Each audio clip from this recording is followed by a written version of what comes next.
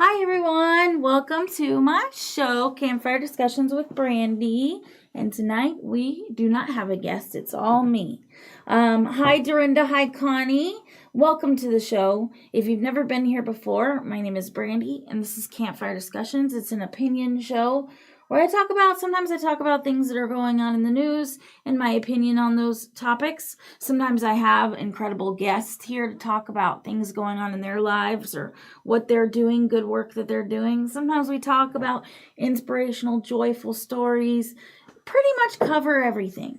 Hi, Sarah. Hi, Lauren. Hi, Joel, the producer behind the scenes. So tonight, I'm bringing it back a little bit to some things that we've talked about a lot. I apologize in the beginning. It's not going to be a super inspirational stories tonight. Tonight's going to be more of some things that have been coming up that have really concerned me. My opinions on this, it happens to do with our children. You know where my heart is. My heart is with our kids and what's going on with our kids and the difference in the world today versus what we dealt with. So there's some major things that have popped up in the last week or so that I really want to discuss with you guys. I want to get your opinions, so please send your comments and questions in because your guys' input makes a huge difference in my show. You guys are like 80% of how the show goes. So please, please, please send in your questions and concerns. And honestly, if you disagree with something I say, I'd love to hear your perspective. I have no problem talking to people that might have a different perspective than I do because that's how we learn. So if you have any difference of opinion, feel free to send in your opinion, send in what you feel about these topics, send in what your thoughts are, and we can discuss it. I plan on having some guests like that soon that may politically be very different from me, but are really good people and want to have that discussion live on the air, which I think is great. So let's start off. We have some pictures up there. I'm going to have Joel pull up the first two pictures, and then we're going to talk about it. So put the second one on first before we talk about this one. Okay, so see that book where it says this book is gay? This book is in a counselor's library in her office. And the reason if this book is gay, was anything child appropriate, it wouldn't be a problem. But if you look at, hi Sean, how's it going? Hi Matthew. If you look at this other picture, the first one, Joel, These are things that are in this book. It tells you, it gives these children a step-by-step guide on how to not only join these sex apps, these apps where you meet other LGBTQ people to meet up with, to have sex with, but also gives them tips on what to do, as well as upload a tiny picture of yourself. The app tells people your location, tells you where the nearest homosexuals are, then you chat to them, because if you are near, it's easy to meet up with them. Now tell me, if your children is out there learning this stuff, reading this book in their school counselor's office, and then they're going online, joining these apps, this book gives them a step-by-step instruction on how to meet other homosexuals, which whatever, that wouldn't be no big deal, but these are sex apps meant to get them sexually engaged with each other, to get them experience in sex, and then it's putting your child's location. Unacceptable. Thank you. It's putting your child's location out there. It's putting them right in the path of danger. This is scary shit. Now, excuse my language, but it really scares me to think that not only are our kids seeing things online when they're not, they find all this stuff online, but now these adults that are supposed to be in charge and supposed to be safe people they can go and talk to are directing them towards these apps and these places that are dangerous. It doesn't matter if you're gay, straight, up, down, left, right, I don't care. If you're going on an app and you're teaching children how to get onto an app online that shares their location, encourages them to meet up with other people that obviously have nefarious intentions, and then guides them on how to do that, you're asking for these children to be trafficked, to be kidnapped, to be mutilated, brutalized, murdered, all those things. It's scary, you guys. Some of the comments said, hello, dear. That's absolutely not good for kiddos. Sounds like an easy way for pedos to find kids. Exactly what I'm saying, Sean. Someone needs to check that book out and never return it. Agreed. I'm glad to see you. Glad to see you too. Yes, brutalated. I put two words together. Onward. I do that a lot, so bear with me. This is the kind of stuff we're talking about tonight. How scary is it to think that we're opening it up for pedophiles to have easier access to our kids? I mean, here's a location. Here, I'm afraid of being called names or being people saying I'm a bigot, and so instead of protecting my child, I'm going to encourage this stuff so that they don't at least they don't call me names. No, I'm sorry. I'm going to protect my child no matter what. And that's from any kind of dangerous person, whether you be any orientation. It's just, that's not okay. My child is way more important than than protecting myself from being called a name or two. Millie said, can you even imagine how many kids actually use these and put their lives at risk every single day? And I don't even want to think about the number of children that are out there using these apps, using these websites, because they're being told by safe adults that this is the place to go where people will understand you and where people like you are there for you. They're not telling them that this is also the place to go where adults who are sick in the head are looking for children to take advantage of. It gives me the heebie-jeebies. Sarah said, I don't know why, but your voice keeps going deep on the mic like a man having some mic issues. It could also be because I've got like a frog in my throat. So I don't know if that's what you're talking about, but Joel's back there. He's really good at fixing those things. So if there is a sound issue going on, he will get to the bottom of it. So bear with us on that one. So let's bring up the third picture. Okay, this story I found really funny. Keep her up there for a minute. So this is a teacher crying at school because some students misgendered them. this is the kind of person teaching your child. So if you read this, it says PSA, crying at school for the umpteenth time this year because people can't remember the pronouns of the one non-binary teacher they have ever met. What are the chances that trans kids are feeling seen and valued? Hashtag trans lives matter, hashtag trans kids matter, hashtag trans teacher, queer teacher, non-binary. I'm confused. Okay, somebody explain this to me. First of all, look at her. She is crying because kids aren't validating her. She's not there to be validated by your children. She's there to teach your children reading, writing, math, all those things. She is not there to be validated by some kids. She's not there to teach your kids. Amused. Yeah, she's not there to teach your kids how to make someone feel better about themselves as far as their gender expression or whatever. This is the teacher that's teaching your kids. And not only is this a one-time thing, this is for the umpteenth time. So they're saying this teacher goes around crying all day long because maybe someone doesn't understand how this works. She might be in a small town. These kids might not have come across this. And they're probably trying their best to learn how to make her happy and how to use the right pronouns or whatever. But geez, really? You're not there to be validated, lady. You're there to teach my child how to get through the things she needs to know to function in life as an adult. You're not there to teach her about gender. Whoa, that was loud. You're not there to teach them about gender, anything. You are not there to feel better about yourself because some kids call you by the pronoun you ask them to call you. I mean, I just can't get over that. Thank you for letting us know about the sound. Resmi says, the sound is good enough to understand, actually. Sarah said, I don't think you should ever be offended. Kids don't understand pronouns. I might get it wrong. Exactly, and that's the thing, is like, these are kids, right? So no matter what your belief system is, and I really want to get away from whether I agree with this stuff or not, it has nothing to do with that. It has to do with you're going to school, and as a teacher, you need to be the strong adult who's secure enough in yourself that that kind of stuff isn't going to mentally and emotionally affect you.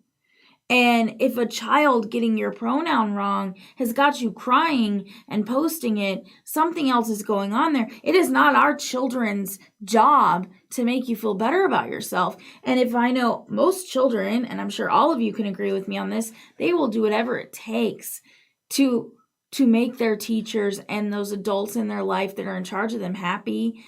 And they would never purposely try to hurt anybody. So that just puts even more stress and pressure on our kids. I mean, come on. Let's focus on get back to what school really is.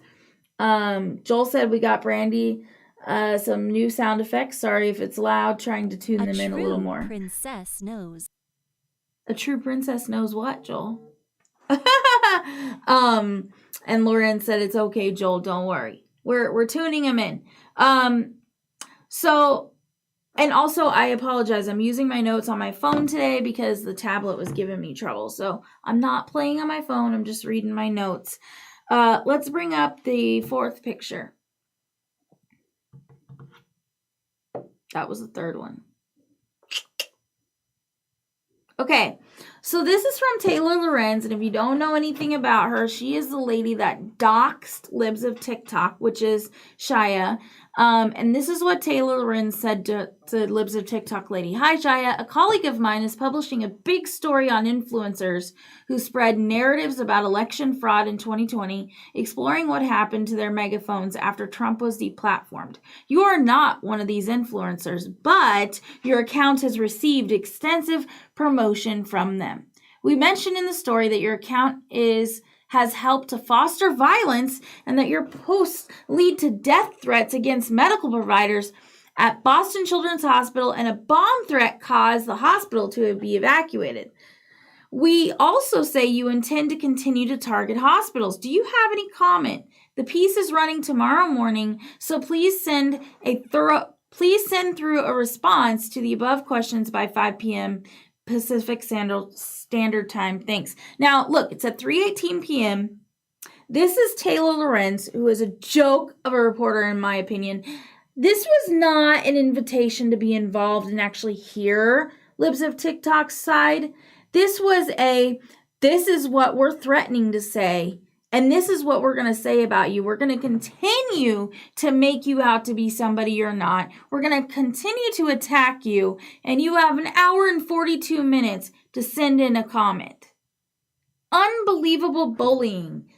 This Libs of TikTok lady, Shia, the only thing she does is repost what other people put out there already. She's not making new content. She's not bullying or attacking these hospitals. And by the way, we'll get into that Boston Children's Hospital thing later, but the whole bomb threat, there's actual proof from the police department that that threat never actually occurred. So Taylor Lorenz needs to learn how to actually do some reporting, because all the information she's putting out there is wrong. I mean, not all. Most of what she puts out there is completely wrong. She doesn't care to get it right. She doesn't want the facts out there. She wants a hit piece out there. And it's getting really ridiculous. It's just, whatever happened to being able to disagree and have a nice conversation and put the facts out there? Instead, it's like hit piece after hit piece after hit piece, which is why I hate the news. I mean, I have to follow it because of what we do, but man, I really don't like it. Now, before we get further into some of these other stories I wanted to talk about, let's talk about one of our sponsors. Some of you have had them do work for you in the past because they're an amazing local company here in Estacada. Whitney Signs has always done incredible work, always top of the line. They're constantly doing whatever they can to help those in need. They are also out serving this community when they're not working in the community. All the work we've ever gotten from them has been incredible and lasts forever. Please check out Whitney Signs.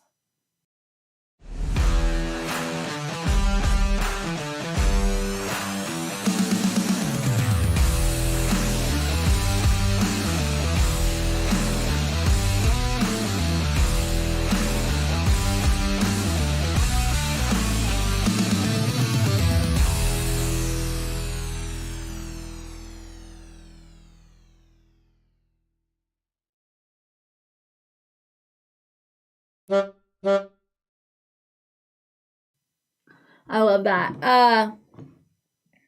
Osmond said that's a scam. And Millie asked, did you build your studio in your house? Actually, we have built our studio in our garage. So we've got 80% of our garage, I would say, has been completely built out. We had some construction friends of ours come and build the walls, and then other friends came and helped put the pallets up. We have soundproofing stuff up all through here. We've got 3 or 4 different areas that can be turned into a different set. So like last week, you saw me over on a different part of this studio, sitting in different chairs with a different background. And that's in the same space. It's just a different chunk of it. So it's taken a lot of work. It's been a year and a few months to get to this point. It's all removable. Yes. It is built into our garage, but it is something that if we were to move, we could take it down and rebuild it somewhere else. It's been really fun, and we will continue to build on it and add more quality stuff. I mean, we've put a lot of money, time, and effort into this studio. I'm pretty proud of it. As a princess, I am always underestimated. I am underestimated. That is true. Okay, so let's bring up another picture, and then we'll see if it's what I wanted to talk about next. So it'd be like the 5th. Oh, okay. So this is an event in Portland, here in Portland, Oregon. The one thing I wanted to point out is if you look at the price of this event in Portland, it says this event is free or by donation for Black folks, $80 for all others. So if you're a Black person, this event is 100% free. If you're anybody else, you have to pay $80 to get in. This was on September 18th. And I just found that interesting. I was wondering if anybody else had an opinion on this and why that would be. And if there was something else you can go to where a different group of people got in for free, but everybody else didn't, what would happen? I'm just curious. I'd love to hear the conversations around this. This was, the guys talked about this last night, about the Martha's Vineyard situation where Florida Governor DeSantis sends asylum seekers to Martha's Vineyard. I found this interesting. NBC News, now this was screenshotted before NBC could delete this. And they say, DeSantis sending asylum seekers to Martha's Vineyard is like me taking my trash out and just driving to different areas where I live and just throwing my trash there. A founding member of a foundation which help refugees says. Now, please correct me if I'm wrong, but our asylum seekers, they're not trash. Illegal immigrants are not trash. And the purpose of them being sent to Martha's Vineyard was not anything except to say, hey, by the way, you are making policies that are affecting our state because we are on the border. You're making policies that are affecting my community, yet it's not touching you. So I want you to get a tiny little taste. And they only sent 50 people up there, willingly, happily going up there to show them. Now, this is what we're dealing with on a mass major scale. It has nothing to do with taking out the trash. I was highly offended by that. And I thought that was degrading to the people that are seeking asylum, as they put it. These are illegal immigrants, okay? And with the border being open, states like Florida and Texas are dealing with this on a mass scale where a lot of people with criminal pasts are coming across our borders. They're not checking for diseases. They're not checking anything. They're not checking their backgrounds. They're just coming over, and these communities are at risk and things are happening. So they said, you know what? We're going to send some up to Martha's Vineyard, Obama, and other people's home so you can see what we're dealing with. And maybe we can strike up the conversation to discuss this more. Maybe you will get a taste of what's going on. Maybe if it's in your face, we can actually come to a compromise and fix this. Instead, the hypocrisy of that group of people has just been really out and blatant. I mean, it's okay for every single human being that wants to come across our border just to trample right into these states. But you send 50 of them up to our area, and now we're going to call them trash. That's inhumane. That's just sick. That's the humanitarian crisis right there. Howard said, if I'm not black, then I need to pay $80. Yep, that is what the event said. Joel said, isn't that bad, Howard? Connie said, Brandy, totally agree. Joel said, there's more resources on that island than most of Florida. Agreed. Martha's Vineyard has tons of resources. There's like one or two people that don't even live in their homes that tried to donate and offer up their land and their homes as a place for these people to go. And the powers that be said, no, you're not allowed to do that. We won't do that. There's tons of resources up there. Joanna said sanctuary locations should bear 100% of the burden since their policy is a magnet. Exactly. You want to be a sanctuary city. You want to have these sanctuary laws. Then you need to take on the burden of that decision. Plain and simple. Okay, let's see. I was going to go through my notes and go that way, but because we're not sure which pictures are which, let's continue on with the pictures and we'll tell the stories as we go. We saw that one. Oh, okay. So this was a student information card that a dad had shown online of what his teachers had him fill out or had her fill out. And it asked the students pronouns, okay? But then it goes into this deception again. Can I use these pronouns in front of the class? Can I use these pronouns when I contact home? Can I use these pronouns in front of other teachers? And would you like to follow up with me in a private conversation about your pronouns?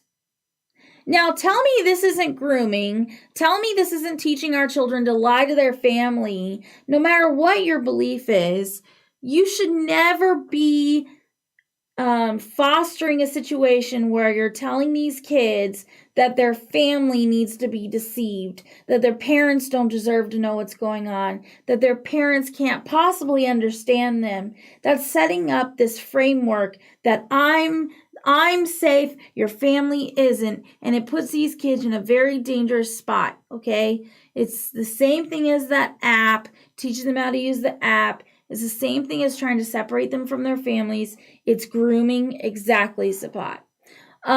This is a little thing I wanted to show you guys. Congresswoman Pramila Jayapal, and I probably totally missed this, how to pronounce that, so I apologize. That was not intentional. But she deleted this tweet right afterwards because she counted the hijackers, the 19 hijackers, as some of the victims of 9/11. And that is a major problem. Those hijackers were not victims. Okay? Someone said, I'm glad I'm not part of the culinary class. I can cook, but I am not a chef. Keep them there, force them to take care of those immigrants. Sapat said that is grooming. Sarah asked, what age was that questionnaire from? I believe it was a 12-year-old. I will look into it and find out exactly, but I'm pretty sure it was 12-year-old that brought that home, but it was circulating in the middle school. Osrin said it's like brainwashing. Yep. And Joel said, sorry, my picks are out of order. I mixed up my list. No, it's not your fault. We just didn't have time to go over the pictures beforehand. So we're just going to talk about it as they come up, and that's okay. I'm totally good with that. Did you get the videos, Joel? Starting in January 1st of 2017, according to the Affordable Care Act, insurance carriers are mandated to cover medical expenses for trans folks. Some of our BUMC financial folks in October of 2016, starting a couple years ago. Okay, so that video, are we still, okay. So that video was a plastic surgeon, Julianne Winocour, and she was presenting, she's a physician's assistant.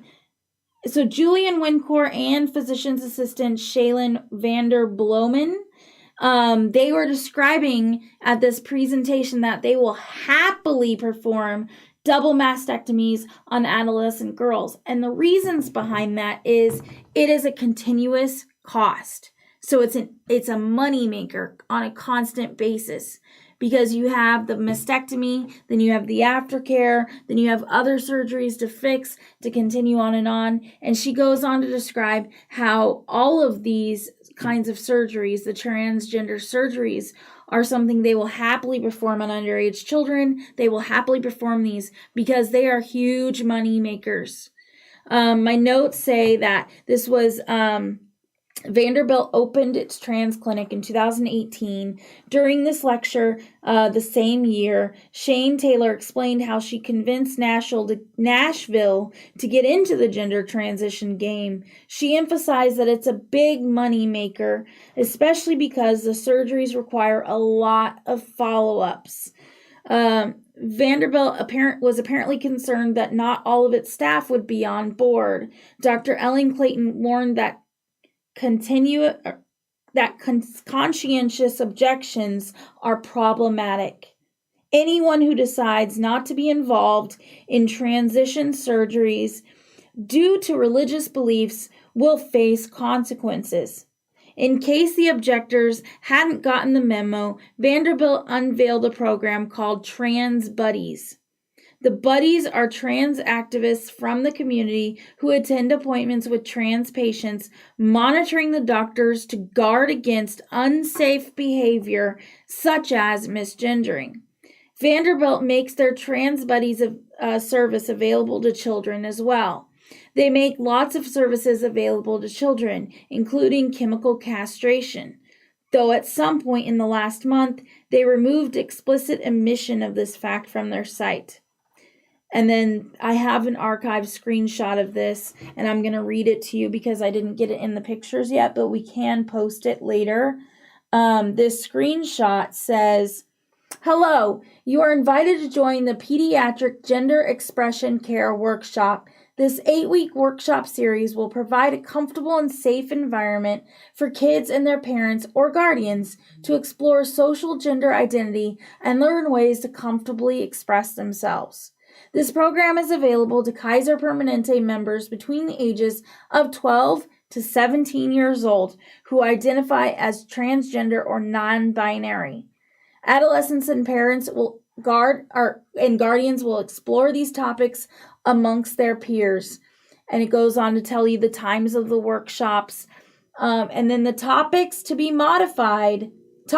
modified to the individualized needs of the participants, but are likely to include the following: setting goals for gender expression, reflection and reset, validating emotions, grieving, navigating loss of identity, gender joy and euphoria, celebrating and leading with positivity, changing bodies, normalizing fear, what to expect, and cope with fear of changes, navigating self-expression, gender-affirming vocal exploration, gender-affirming wardrobe styling, gender-congruent hairstyling, supporting your teen.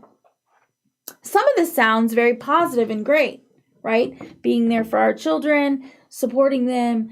But the other part of it is they're pushing for surgeries and permanent changes. I just had this conversation with a friend of mine about what would happen if Riley had gender dysphoria and what I would do. My first thought as a parent is, let's counsel and find out what's going on, not to jump into surgery and chemicals and drugs. That's the last thought on my mind. And it should be the last thought on anyone's mind, regardless if you agree with this stuff or not. We should not be immediately giving our children a choice and the shoulder of these responsibilities that they will forever pay for. We've said this before, and I will say it again. Transgendered people, whether they're a child or an adult, their most dangerous time with this situation is 7 to 10 years after surgery, after surgical transition. Think about that. Why is that? Is it because we should be teaching them how to love themselves and how to navigate this without having to mutilate and change themselves? Is it because this kind of treatment is teaching our children to intrinsically hate their bodies and hate their bodies that they're in and hate themselves, instead of teaching them that this is something we will deal with together? We can help you through this. We love you, but you need to love yourself in order to get through this. I, for one, don't know how to manage that. And I certainly don't know what that mental illness comes with. But it is a mental illness. It is something that we should be guiding these kids through, not throwing surgeries at. If you had a little girl come up to you and say, at 12, 13 years old, I'm getting made fun of because my nose is too big, would you tell her, well, it is too big, and your nose is not the nose you were born with. We're going to surgically remove that nose and give you the nose you were supposed to be born with? Or would you teach her that she should love every part of herself? Every part of herself. Think about that while we go to commercial, and then when we come back, I'll read your guys' comments that have been flowing in, so that, Joel, if you could send those to my messenger so I can get to them, because they're going so fast I haven't seen them all. This next commercial is Hitch and Post Pizza.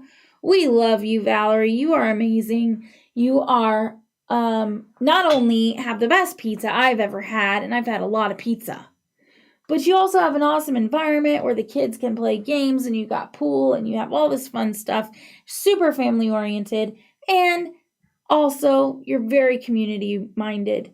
Let's check out Hitch and Post Pizza.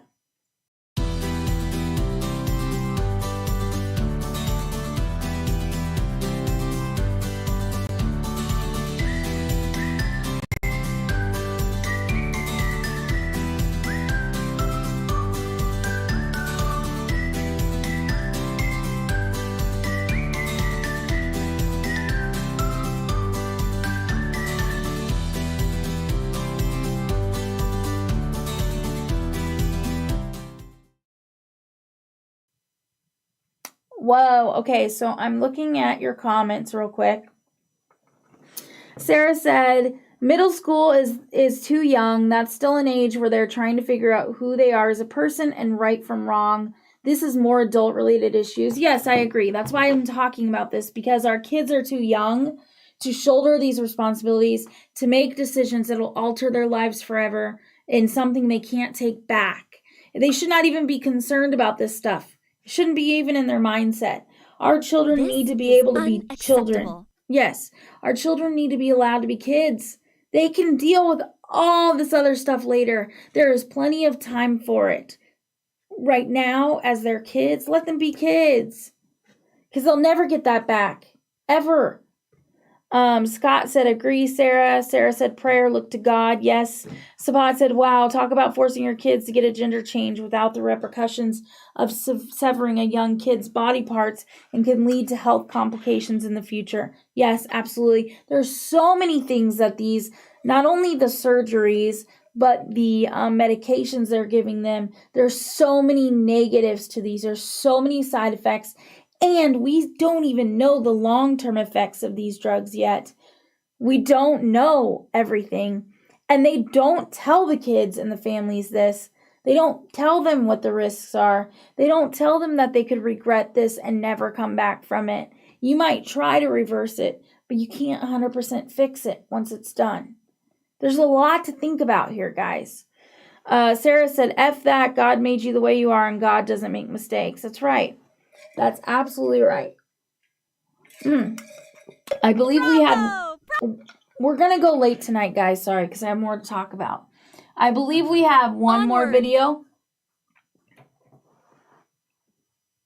Here's the trans buddy thing that we were talking about with Vanderbilt. My name is Sean Riley, and I'm the program coordinator for Trans Buddy at the Program for LGBTQ Health at Vanderbilt University.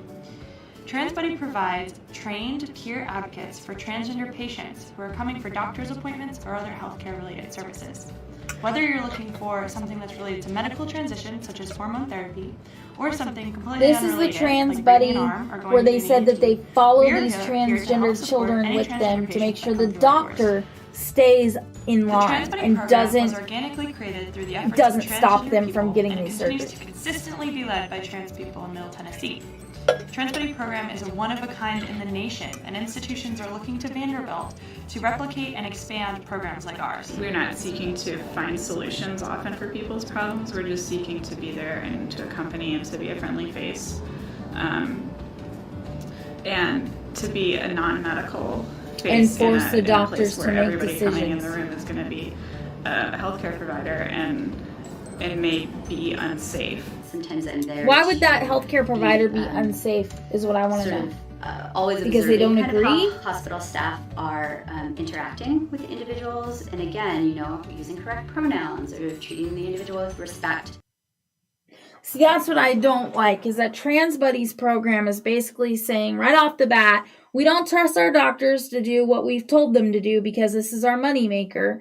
So we need these advocates, which aren't doctors, do not have the medical expertise to know what's right for your child's body, but they do know what they're supposed to be telling these kids. They do know what they're being told to say, and they are there to be like a watchdog over the doctor to make sure the doctor doesn't tell the child, well, there are a lot of risks here. I personally don't think you should be doing this age. Oh, no, that's not allowed.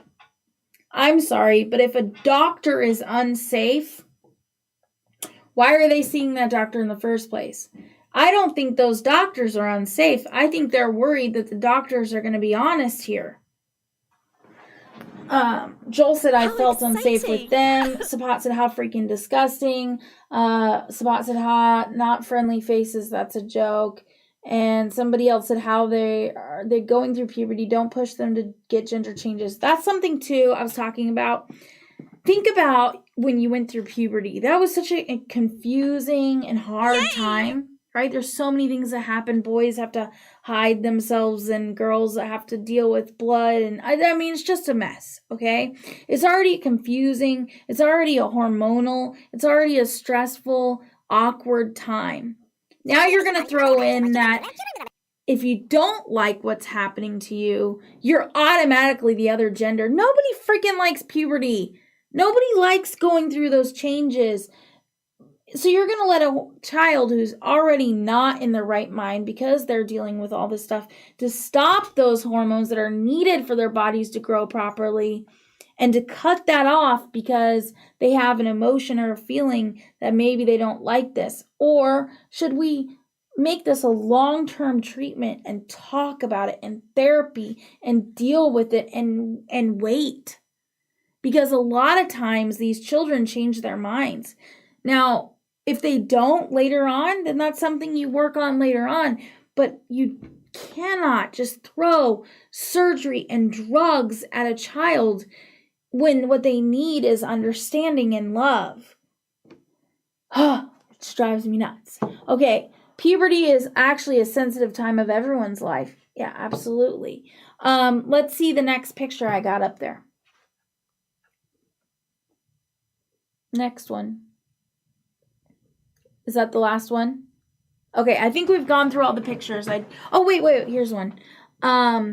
So this is the thing I had about the bomb threat. Remember how Taylor Lorenz had said that the Libs of TikTok page caused a bomb threat to be called into Boston Children's Hospital? Well, here it is. The investigation still remains open.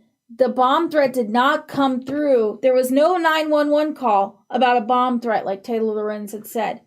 Thank you for the quick response. When you say there are no records responsive for the 911 call, does that mean that there is no record of a call or that it can't be found? I'm also wondering what the status of the investigation is. Have any suspects been identified?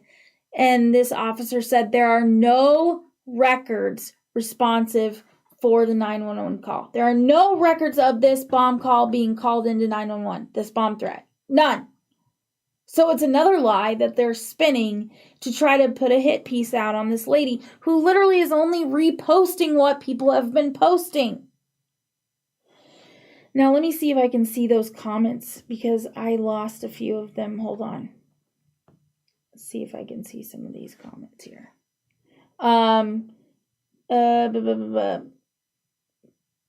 Young age, children's minds are very changeable, so everyone needs to be careful. That's true. Their brains haven't even grown fully yet. My kids were thrown into a school that was very trans-populated, which made them question themselves.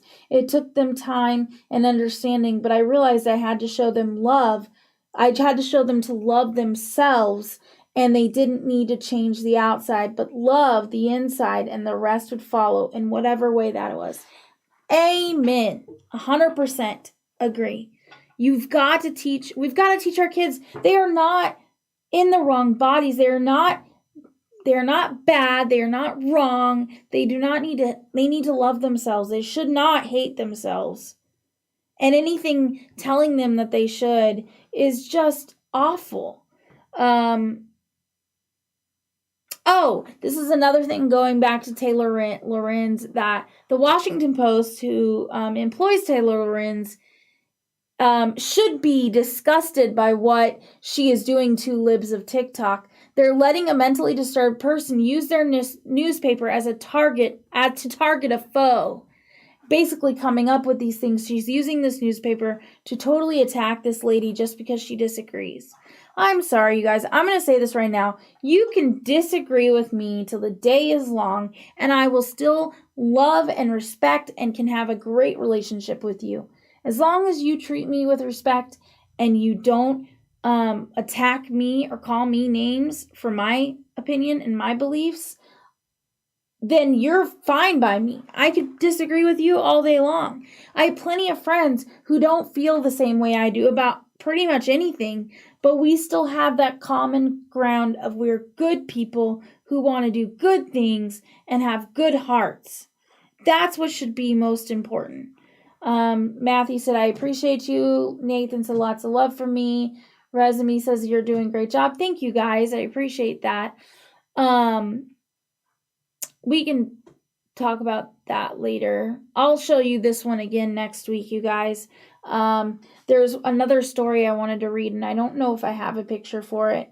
But the Hillard Schools of Ohio are allowing teachers to wear this badge, and it's called a safe space badge. and it has a QR code on it. And this QR code, when scanned, goes to these inappropriate websites that teach explicitly, like sexually explicit content, teaches them how to have sexual relationships and how to discuss this with your teachers. And only certain teachers are allowed to wear these badges. And to me, that is another door opening it up to something very dangerous for our kids. First of all teachers should be safe. If a teacher is not safe, they do not belong in the classroom. They do not belong in the school. And just because a teacher might not agree with certain political beliefs or certain popular, cool ways to behave does not make them unsafe. The second we allowed politics and personal agendas to be brought into the classroom and pushed was the second we made school not so safe anymore. This whole use of safe place, safe person, safe corner, safe space, all that is nonsense. It's absolute nonsense. It's basically a way of saying this teacher is going to push the agenda we want, so they're who we want you to talk to. There's something very wrong with that. Just as adults, we need to have conversations with people that disagree. We need to be able to do research into things that might not be from the same side of the aisle. I read both sides. I talk to both sides. I discuss both sides because that's how we learn and that's how we make our own opinions. That's how we grow. But we want our kids to only have one side of the equation. That doesn't work that way. If we want well-rounded adults when they grow up, they need to have experience from both sides. They need to talk to Christians. They need to talk to non-Christians. They need to have those conversations with everybody. And if somebody doesn't fully agree with them, that's okay. We need to teach our kids it's okay to have these discussions that are safe and age appropriate with their teachers, their parents, everybody, and it's okay to disagree. It's when you go into the sexually explicit nonsense that is dangerous for our kids. It's opening them up to be trafficked. It's opening them up to be abused. It's really scary. Shelby said, totally agree. Nowadays, school's becoming more and more unsafe for our kids. Absolutely. Sarah said, I just heard that Tennessee is trying to pass a law that says anyone under 18 can't have gender surgery. That is true, and I wholeheartedly agree with that. I think it's for the same reason that you can't, drink or smoke cigarettes or whatever. You're too young to make those decisions. Our brains aren't even done growing and gathering who they are until they're 25. So why are we allowing kids to make these choices? Georgia is next. Awesome. I had a few more things to talk to you about, and then we can move on. I wanted to make a comment. I'm going to post this video when we're done tonight. I'll share it on our Backwoods Brothers page. This Texas farmer living near the border took a video and he showed footage of illegal migrants crossing into his property and breaking into his homes. His grandfather's home and his home were on this property, and he claims that this is happening daily. And you can see in this video just hundreds of people crossing the border, like 9 or 10 guys just wandered right into his home. Unbelievable stuff happening. Also, there is one other video I'm going to put on our page as well, and it's this transgender activist talking about this website called thegallup.org. And this website is a website where kids can go to in order to get a letter affirming that they are ready for gender transition surgery. In order to be approved for gender affirming surgery, you have to have a letter stating you're ready for surgery from a doctor. Well, this activist has made it on TikTok widely and publicly well known that there is a website specifically made for these kids to go to get this letter, no matter if they're ready or not. These doctors are on hand, ready to write the letter. They don't need to physically see you. They don't need to examine you. They will just write the letter so these kids have this letter that is needed. That is scary, okay? They're going to write this letter out just so that this child can get the surgery when the purpose of those letters are to make sure they're emotionally prepared Do you know the kind of damage that can be done to our kids having surgeries when they're not emotionally and mentally ready for it? Joanna said a child can never be ready. I wholeheartedly agree. I think it's insane that we are giving these decisions over to children. Our children need to be kids. Stop allowing our kids to grow up so freaking fast. There's plenty of time to make dumb decisions and ruin your life later. Okay? It's just craziness. Lawrence said at the young age, kids are taking surgeries just to change themselves, but is really risky and in some cases life-threatening also. Yes, it is. And it's teaching our children that if you don't like something about yourself, just cut it off or stretch it out or cut yourself open, change it. Completely drastically change yourself in order to love yourself more. Instead of learning to love you for who you are, instead of learning to have kindness in your heart for yourself, just as we expect you to have for others. We're teaching the wrong thing here, you guys. We're putting our kids' lives at risk. And yes, these surgeries could kill our children. They could sterilize our kids. They could kill our kids. They can put them in a situation that's way worse than they are now. Stop pushing this crap on our kids.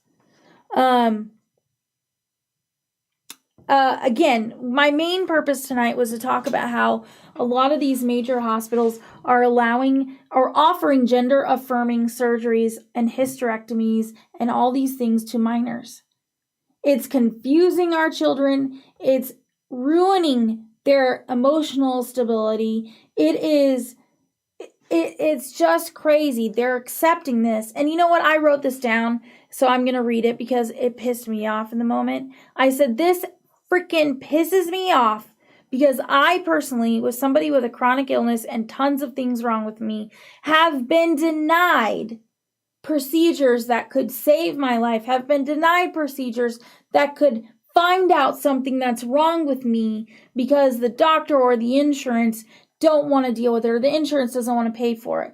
But you go in and you say this is gender affirming and they will approve unendingly. Like this kid made this video on TikTok and he said he was a transgender man and he walked in, he said, I want a hysterectomy because I am transgendered. And they immediately, within 24 hours, he was approved and on the schedule to have this surgery. But then you have people like myself who might need a hysterectomy because of a disease or endometriosis or painful ovaries, and you get denied over and over again. And the surgery can actually save your life, can actually make your life better. And they will deny you. But on the other hand, they will approve a child to have a hysterectomy because it's the cool thing, it's the popular, it's the politically correct thing to do. That makes me sick. Shelby said, poor parenting is also the cause of these things. Yeah, of course. Joel said, destroying a generation. Sarah said, it's also confusing to kids that don't see anything wrong with themselves. Absolutely. Like, for example, our daughter, she is an awesome, cute little girl who is very tomboyish. And I'm sure she's been told that she acts like a boy to some people. And she has been taught from day one, because I have pushed this very high, that she is beautiful and wonderful and every part of her is amazing. That God made her exactly who she's supposed to be. She is not, there's nothing wrong with her, and that she is wonderful. And if she's a tomboy, she's a tomboy. That's okay. That does not make her a boy.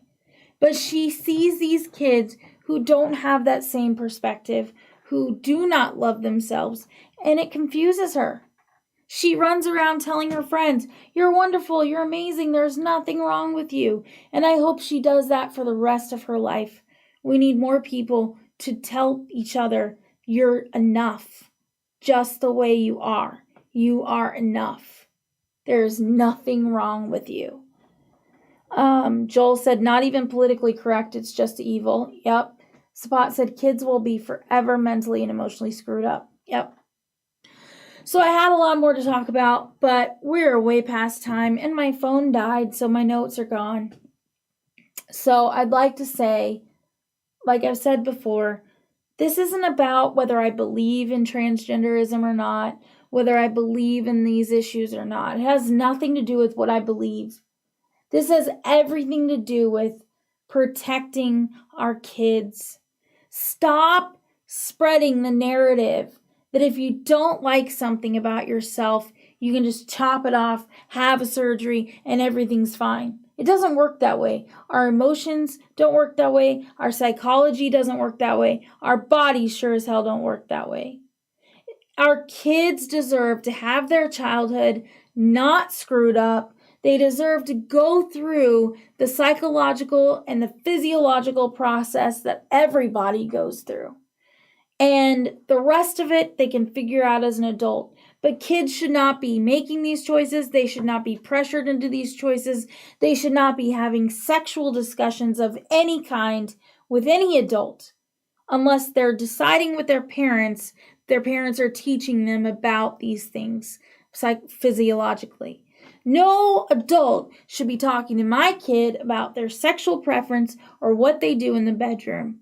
No child should be subjected to that or thinking that those kinds of conversations are a safe conversation to have, because that opens them up to jump online and talk to adults inappropriately, that opens them up to be located by pedophiles, that opens them up to be abused, to be trafficked, so many things. We need to teach our children that they are enough just how they are. They are beautiful, they are incredible, they are amazing, and God does not make mistakes. Their bodies are fine, they are perfect, they are great.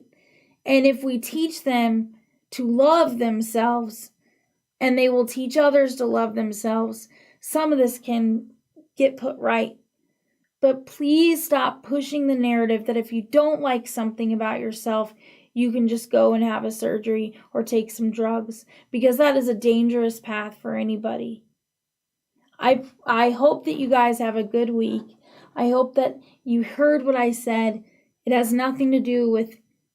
has nothing to do with transgenderism at all. It has everything to do with our kids being safe. So I urge each of you to spread something positive this week. Love your children, love yourselves, and have a really good week. And again, you are enough. Your child is enough. And there is no reason to change who you are. Just continue to do what you can to protect our kids. And I'll see you guys next week. Good night. Good night.